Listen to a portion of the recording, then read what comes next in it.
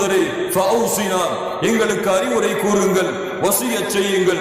அல்லாஹ்வுடைய தூதர் சொன்னார்கள், ஊசிக்கும் பித்தக்வல்லாஹ், அல்லாஹ்வுடைய அச்சத்தை கொண்டு உங்களுக்கு நான் அறிவுரை செய்கிறேன்.